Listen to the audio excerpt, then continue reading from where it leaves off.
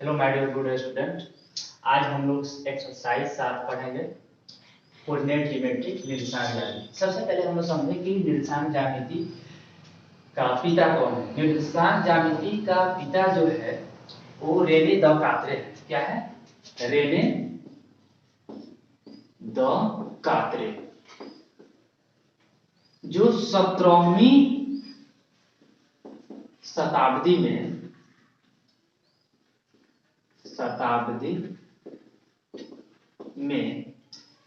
इस गणित का जो एक विषय है इसके बारे में अच्छा एक अपना एक व्याख्या दिया, एक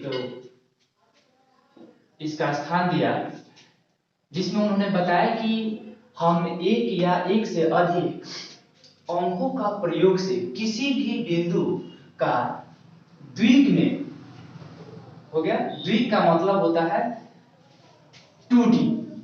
2D मतलब टू डायमेंशनल, ठीक है, जिसे हम द्विविमीय भी कह सकते हैं। द्विविमीय हो गया आकृति कर सकते हैं, द्विविमीय आकृति कर सकते हैं। तो द्विक में स्थान पूर्ण रूप से बताया जा सकता है। तो टू डायमेंशनल आपको जो शेप है वो हम लोग 2D में क्या क्या बतला सकते हैं? त्रिभुज, वर्ग, आयत, ठीक है। आपको पंचभुज,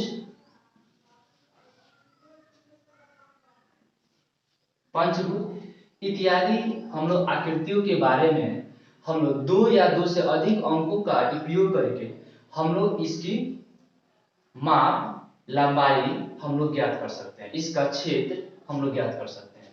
तो रेने द कात्रे ने कोऑर्डिनेट ज्योमेट्री का पिता कहा जाता है, ठीक है। और हम लोग इसमें किसी भी ज्यामितीय आकृति का प्रारूप देने के लिए हम लोग इसमें दो अक्षों का चुनाव करते हैं। कौन सा चुनाव करते हैं? दो अक्षों का। इसमें क्या होता है, और दोनों जिसमें दो आपको लाइन होता है और दोनों लाइन एक दूसरे का क्या होता है? एक दूसरे का लंबवत होता है। एक दूसरे का होता है लंबवत होता है। ये आपको x हो गया, x डैश एक्सिस हो गया, और y हो गया, ये आपको y डैश एक्सिस हो गया, ठीक है। ठीक है, अब यहां x और h डैश एक्सिस को इसे हम भुज कहते हैं। इसे क्या कहते हैं? भुज। और y और y डैश को इसे हम क्या कहते हैं? इस रेखा को कोटि कहते हैं। इसे क्या कहेंगे? कोटि। जब दोनों लंबवत रेखाएं जिस बिंदु पे कटान करता है उसे हम लोग मूल बिंदु कहते हैं। उसे हम क्या कहते हैं? मूल बिंदु कहते हैं। जैसे हम लोग मान लेते हैं, और मूल बिंदु से दाईं ओर बढ़ने की संख्याएं क्या होती है? धन संख्या होती है। ये होगा 3 4 5। इधर आने पे क्या होगा? -1, -2, -3, -4, -5। इधर क्या होगा? -1, -2, -3, -4, -5, -6, -7। 1 2 3 4 5 6। अब जैसे कि हम लोग दो अक्षों का चुनाव करके हम लोग किसी आकृति को अगर दें, जैसे मान लेते हैं अगर हम लोग एक ये पॉइंट ले लें और हम लोग एक ये पॉइंट ले लें और हम लोग यहाँ क्या करें? एक पॉइंट ले लें, तो हम लोग क्या देख रहे हैं? ये ए हो गया, ये बी हो गया, आई हो गया, सी हो गया। तो हम लोग देख रहे हैं कि इसका निर्देशांक क्या है? इसका निर्देशांक जो है क्या है? नीचे से क्या है? आपके x एक्सिस से 3 है और y एक्सिस से कितना है? 4 है। तो क्या होगा इसका? 3 और 4, ठीक है। और इधर से करें तो कितना होगा? इसका 2 है, x का 2, y का भी 2, तो इसको क्या करेंगे? 2 और 2 हो गया। और हम लोग इधर से देख रहे हैं कितना है? x का 5 हो गया और y का कितना है? 2 है, तो हम लोग लिख सकते हैं 2 और 5। और जब हम लोग इसको क्या करेंगे? इसको मिलाएंगे तो क्या होगा? एक हमें आपको द्विक आकृति प्राप्त होगा। क्या होगा? द्विक, जिसे हम लोग 2D कहते हैं। तो ये कौन सा है? आपको 2D आपको आकृति, 2D आकृति हो गया, जिसे हम लोग द्विविमीय आकृति कहते हैं। तो इस प्रकार से आपको निरसान ज्यामिति कहता है कि दो या दो से अधिक अंकों का प्रयोग करके किसी भी ज्यामितीय आकृति का प्रारूप दिया जा सकता है। जैसे हम इस और देने के लिए इसमें दो अक्षों का चुनाव किया जाता है, जिसमें क्या होता है, दो रेखाएं होती है और दोनों रेखाएं एक दूसरे के समकोणिक होती है, और जब ये दोनों लंबवत रेखाएं जिस बिंदु पे कटाक्ष करता है उसे हम मूल बिंदु कहते हैं। एक्स और एक्स डैश को क्या कहते हैं, हम लोग भुज कहते हैं। एक्स और एक्स डैश को भुज और वाई डैश को कोटि। लेकिन अब हम लोग आगे देखेंगे कि जैसे मान लेते हैं, इसमें आगे हम लोग देखेंगे कि एक रेखा दे दिया है और एक रेखाखंड दे दिया, मान लेते ए दे दिया है और ये बी दे दिया है, और इसका नियामक मान लेते हैं 2 और 3 है, और इसका नियामक मान लेते हैं 3 और 4 है। तो हम लोग क्या करते हैं, इसको क्योंकि दो नियामक है, दोनों का अलग अलग इसका अंकीय मान है, तो इसको हम लोग x1 और y1, और इसको हम क्या करेंगे x2 और इसको y2। तो ऐसी स्थिति में कहेगा कि इसका हम लोग इस रेखाखंड की लंबाई ज्ञात करें, तो इसके लिए हम लोग क्या करते हैं, इसके लिए हम लोग दूरी सूत्र का प्रयोग करके हम लोग करते हैं। दूरी सूत्र क्या होता है, h2 माइनस x1 का whole square plus y2 minus y1 का होल स्क्वायर। इस सूत्र पे हम लोग प्रयोग कर सकते हैं, ठीक है। दूसरा अगर मान लेते हैं, दूसरा इसमें नियम है कि यदि एक रेखाखंड है और एक रेखाखंड का प्रारंभिक जो बिंदु है वो मूल बिंदु है, दूसरा क्या ए है, तो हम जानते हैं कि मूल बिंदु का निर्देशांक जो होता है क्या होता है, 0 और 0 होता है। मूल बिंदु का निर्देशांक क्या होता है, 0 0 होता है।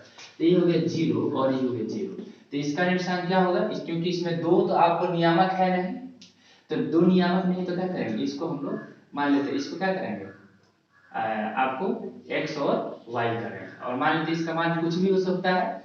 तो ऐसी स्थिति में हम लोग जब मूल बिंदु का निकालना होगा, मूल बिंदु हो गया से लिया गया दूरी, तो OA बराबर क्या होगा, रूट अंडर x के स्क्वायर प्लस y के स्क्वायर। यहाँ हम ये लिख सकते हैं दूरी सूत्र, ठीक है। तो हम लोग क्या देखें, दूरी सूत्र का मतलब कि जब एक रेखाखंड लेंगे, एक रेखाखंड में मान लेते ए का नियामक 2 3 है और बी का नियामक 3 4 है, तो ये दोनों अलग अलग नियामक है, तो हम लोग x1 y1 और x2 और y2 कर लेंगे। अगर 3 होता है तो क्या करेंगे, x3 y3 कर सकते हैं।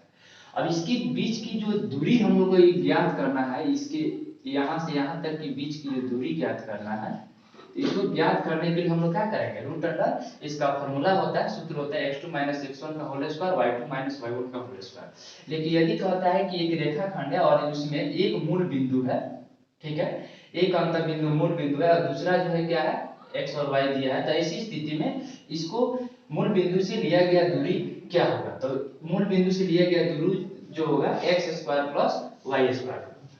लेकिन अब हम लोग आते हैं नेक्स्ट, उसके बाद में अगर मान लेते हैं 3 नंबर में आपको कहता है कि एक रेखाखंड है और ये रेखाखंड क्या है, मान लेते हैं ए हो गया और बी हो गया, इसका नियामक मान लेते हैं 2 हो गया, 3 हो गया, और इसका हो गया आपको कितना 4 हो गया, और इसका हो गया 5 हो गया। तो स्वाभाविक है दो नियामक है, तो हम लोग इसको क्या मानेंगे, इसको हम लोग x1 और y1 और इसको क्या करेंगे x2 और y2 मानेंगे। तो अब हम लोग काम करेंगे इसको, अब कहेगा कि इस रेखाखंड का मध्य बिंदु निकालना, मध्य बिंदु मान के सी है, सी का नियामक क्या होगा, x और y, तो कहेगा कि इसका मध्य बिंदु ज्ञात कर, क्या करें, मध्य बिंदु ज्ञात कर, ठीक है। AB का मध्य बिंदु हो गया, AB का मध्य बिंदु, AB का मध्य बिंदु ज्ञात करने के लिए तो इसमें क्या C है, तो C का क्या है नियम, मध्य बिंदु, तो यहाँ पे हम लोग काम करेंगे, मध्य बिंदु क्या है, C है, C, AB का मध्य बिंदु C है, तो क्या होगा, x बराबर यहाँ पे क्या करेंगे, x बराबर x1 प्लस x2 बाई 2, और y जब निकालेंगे तो y1 प्लस y2 बाई 2।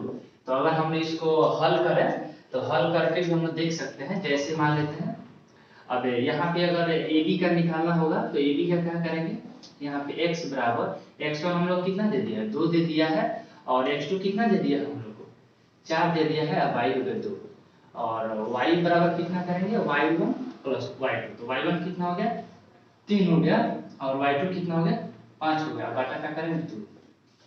तो हम लोग क्या देख रहे हैं कि ये कितना हो जाएगा, अब इसको हम लोग काम करें तो कितना हो जाएगा, यहाँ पे हम लोग करें तो इसका 4 तो 6 और 6 में 2 से करेंगे कितना हो जाएगा 3 हो जाएगा, x बराबर 3, और y बराबर कितना हो जाएगा 5 3 8 2 से भाग करेंगे 4।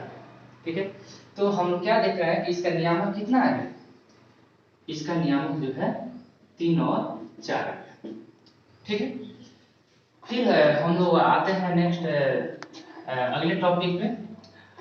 अगर मान लेते हैं, अगर कहता है कि अगर एक रेखाखंड है, एक रेखाखंड मान लेते ए हो गया और ये बी दे दिया है, और कहेगा कि मान लेते हैं इसका नियामक कितना हो गया, 1 और 2 हो गया, और इसका कितना होगा 3 और 4 हो गया, और कहेगा कि इस रेखाखंड को 2:3 में व्यक्त करें। कितना अनुपात में, 2:3 में व्यक्त करें। तो मान लेते हैं ये आपको x हो गया, और इसको कितना रेशियो में बांट रहा है, 2:3 में बांट रहा है। तो 2:3 में बांटने के लिए तो ये क्या होगा, इसको हम लोग जो रेशियो है इसको क्या करेंगे m1 मानेंगे, और इसको m2 मानेंगे। तो ये क्या हो गया, दो नियामक है तो क्या करेंगे x1 और y1, और इसे क्या करेंगे x2 और इसे y2 करेंगे। तो हम लोग क्या करते हैं, अभी 4 रूल है, तो इसको ज्ञात करने के लिए क्या करते हैं, इसके लिए एक विभाजन, अगर मान लेते हैं अगर अंदर अगर विभाजन की अगर अंदर की रेशियो कर रहा है, इस रेखाखंड के अंदर की रेशियो मैंने इसको अनुपात में कर रहा है, तो हम लोग इसे अंतर विभाजन सूत्र का प्रयोग करेंगे। तो अंतर विभाजन सूत्र, अंतर विभाजन सूत्र में हम लोग क्या करते हैं, माइनस का प्रयोग करें। तो यहाँ क्या होगा, x बराबर x, इसमें हम लोग शॉर्टकट में करें तो 12 21 का प्रयोग कर सकते हैं सूत्र, शॉर्टकट में 12 21, m1 x2 12 हो गया, और क्या करेंगे m2 x1 12 21 हो गया, अब प्लस m1 प्लस m2, और y का जब निकालना होगा नियामक तो क्या करेंगे m1 y2 12 21, याद रखेंगे m2 y1 और m1 प्लस m2। ठीक है, तो इस सूत्र पे हम लोग इसको हल कर सकते हैं। जैसे हम इसको हम हल कर लें, तो हल करने के लिए क्या करेंगे, यहाँ पे अगर हम करें तो वैल्यू अगर रखें तो m1 कितना हो गया 2 हो गया, और यहाँ बिंदु छुपा हुआ x2 कितना है हम लोग का 3 हो गया, m2 कितना हो गया 3 हो गया, x1 कितना हो गया 1 हो गया, अब बाटा m1 कितना हो गया 2 हो गया, m2 कितना हो गया 3 हो गया, और y1 का हम लोग को काम करना है, y बराबर तो m1 कितना हो गया 2 हो गया, और y2 कितना हो गया 4 हो गया, m2 कितना हो गया, m2 जो है हमारा कितना है 3 हो गया, और y1 कितना हो गया 2 हो गया, और हम लोग m1 कितना हो गया 2, और y2 कितना m2 कितना हो गया 3 हो गया। अगर हम लोग करें तो इसको हल करेंगे तो 2 3 6 हो जाएगा, 3 हो जाएगा, ये हो जाएगा 5, और ये हो जाएगा कितना y बराबर 8 हो जाएगा, ये हो जाएगा 6, ये हो जाएगा 5, तो कितना हो गया 9/5 आ जाएगा, और ये हो जाएगा y बराबर कितना हो जाएगा 14/5 हो जाएगा। ठीक है, इस प्रकार से c का नियामक कितना हम बोला है, c का नियामक जो है 9/5 और 14/5 हम लोग दिए। इस प्रकार से हम लोग अंतर विभाजन सूत्र का प्रयोग करके अगर किसी रेखाखंड को अनुपात में बांटने की कह रहा है तो हम लोग इस सूत्र का प्रयोग करेंगे। और एक ट्रिक है 12 21 सूत्र, ट्रिक याद करके रखेंगे, उस पर हम लोग हल कर सकते हैं। अगर मान लेते हैं बार विभाजन का करेगा तो हम लोग केवल सिर्फ माइनस लगा देंगे तो हो जाएगा। नेक्स्ट उसके बाद में हम लोग आता है एक और आपको ले चलते हैं आपको दूसरे टर्म पे।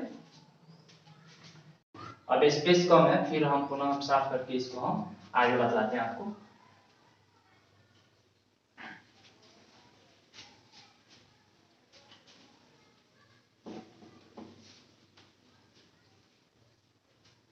ठीक है।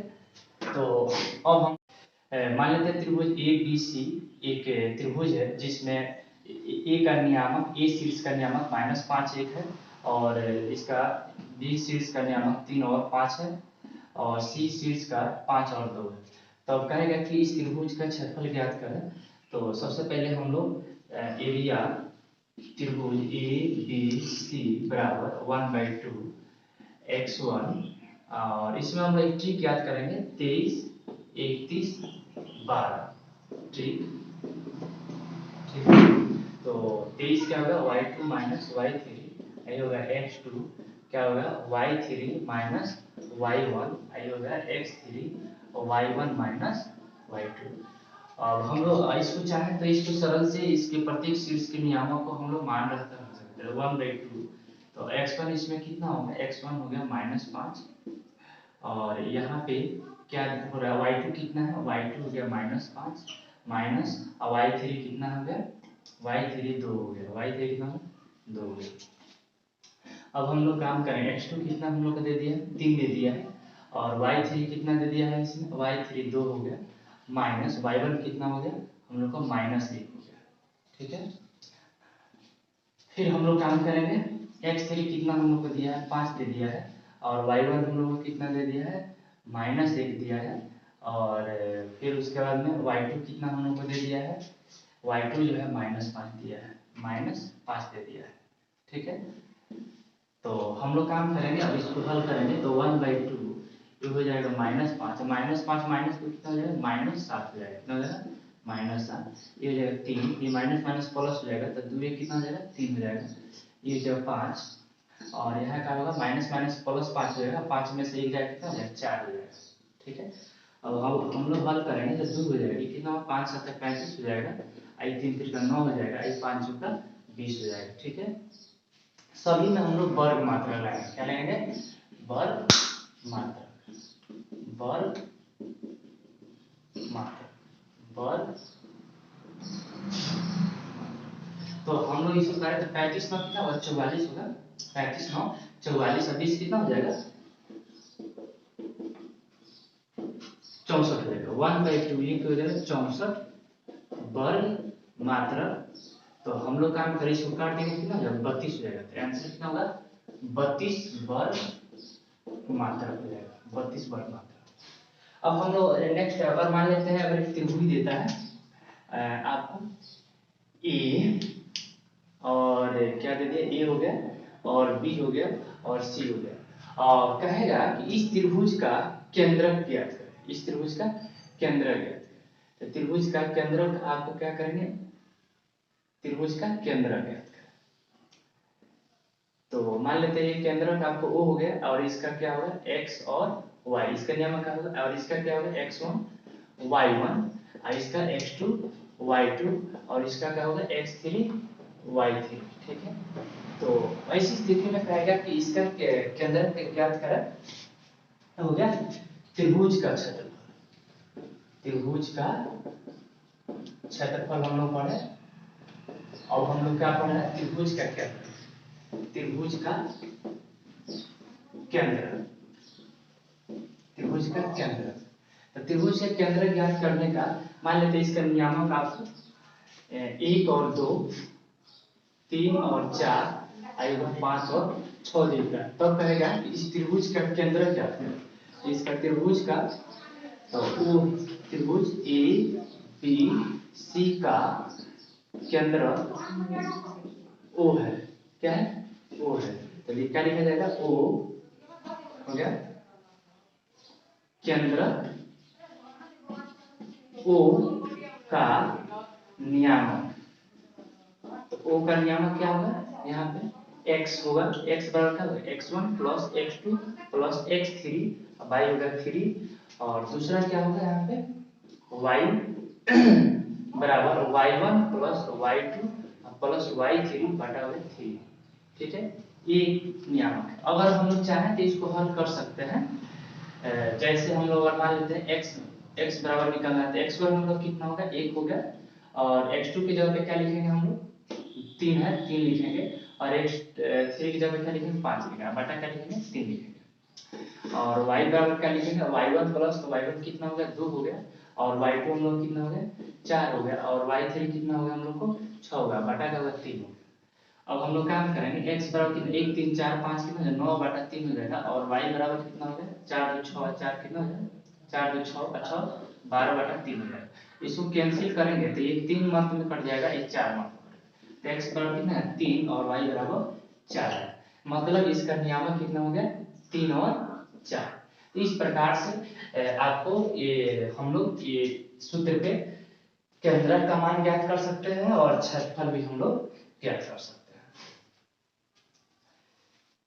इस प्रकार से आपको निर्देशांक ज्यामिति की टोटल जितनी नियम नियमावली है, प्रॉपर्टी है, उसको बतला दिया गया। ये आपको बोर्ड में इससे संबंधित 10 मार्क्स का प्रश्न पूछा जाता है। थैंक्स।